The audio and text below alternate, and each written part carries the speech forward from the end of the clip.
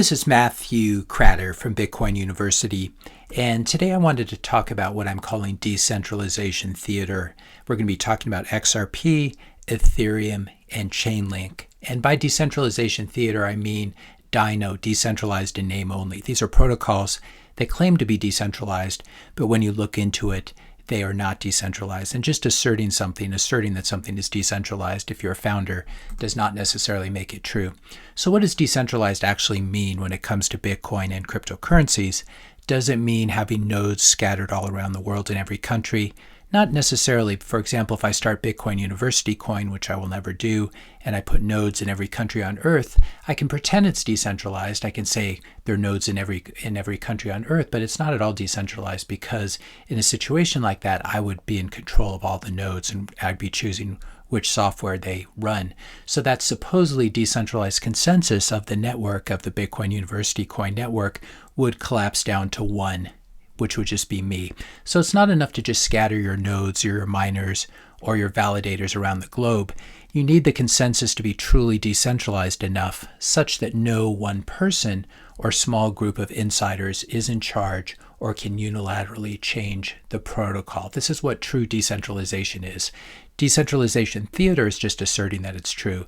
But if no one is in charge, if it's very messy to come up with changes, as Bitcoin is, that can be one sign that a protocol is decentralized. So XRP is a good example of a cryptocurrency that is decentralized in name only. It had a huge premine, and most of the XRP in existence is still sitting on the balance sheet of an American corporation called Ripple.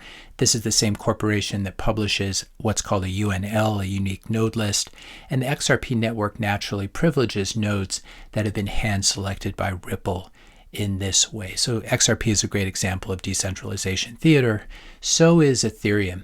If you have a living leader who proposes a roadmap and directs development from his bully pulpit, you don't have a decentralized cryptocurrency either.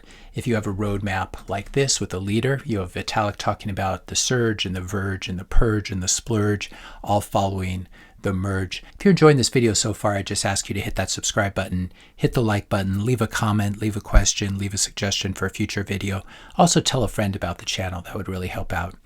You also know you don't have a decentralized protocol when the same bully pulpit leader like Vitalik proposes a special hard fork that will help to restore stolen funds to his buddies. And then most people go along with him because he's the living co-founder and bully pulpit leader. We've talked about this before, but this is what happened in the DAO hack of 2016. And there's actually a hard fork in Ethereum to reverse this DAO hack and restore the funds to many of the premine beneficiaries and Ethereum insiders.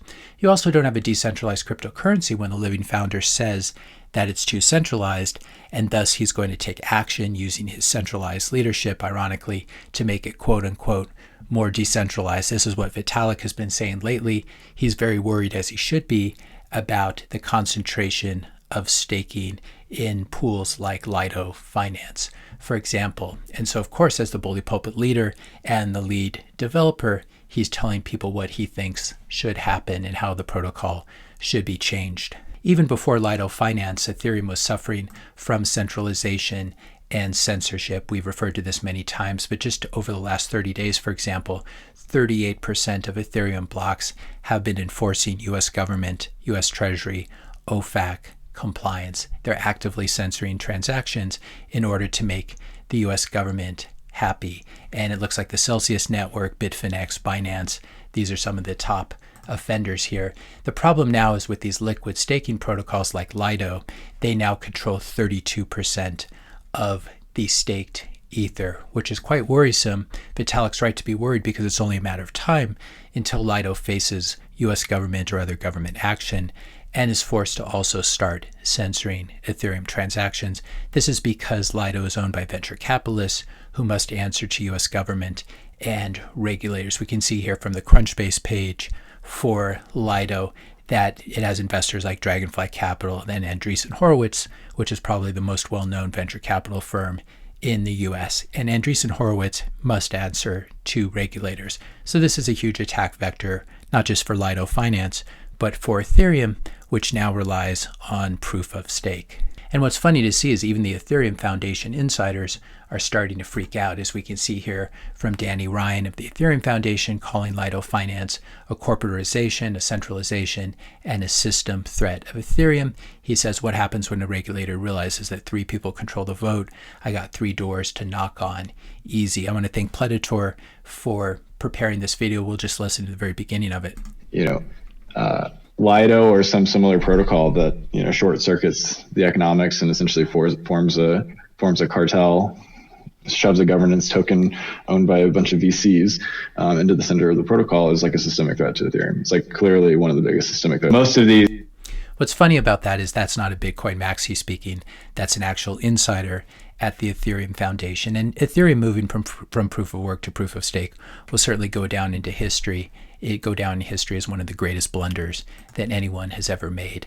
Finally, I wanted to end with some comments by Sergey Nazarov, who is the co-founder over at Chainlink, which is an Oracle protocol for DeFi. In this article, he's quoted as saying only Bitcoin, Ethereum, and Chainlink are meaningfully decentralized. Well, he's actually a third right. As I said, he's the co-founder of Chainlink, so he's obviously a little bit biased. Chainlink has a problem here because it has a living co-founder who's also in charge of the bully pulpit and lead development, etc. So he's also probably one of the key signers in the Chainlink multi-sig setup, which Chris Black has done a great job of researching. All Chainlink oracles are controlled by a multi-sig. It's either a 4 of 8 multi-sig or a 4 of 9 multi-sig. They keep changing it. But the problem with this is this multi-sig can change any Chainlink price feed to provide any price that it wants to provide. So if you want to nuke DeFi, all you need to do is hack this multi-sig or be the US government or be the CIA and go in there and make them change something.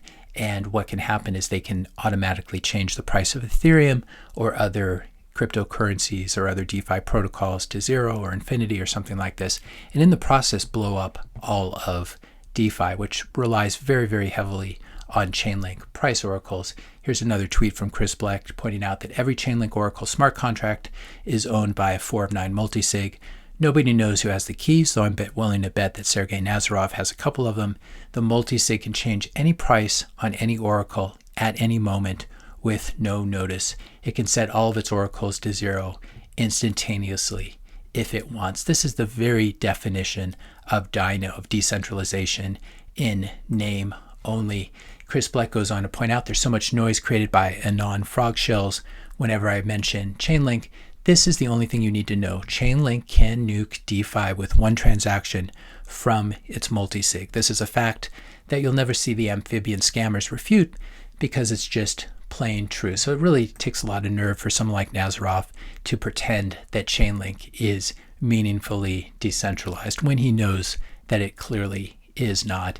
And these people are unwilling to engage with Chris Black and actually do an open debate because they know that they will lose on this one key fact. As with many, many things in the space, when it comes to true decentralization, as Michael Saylor likes to say about Bitcoin, there is no second best. If you own Ethereum, if you own Chainlink, if you own Link, if you own XRP, this should give you many reasons not to sleep well at night.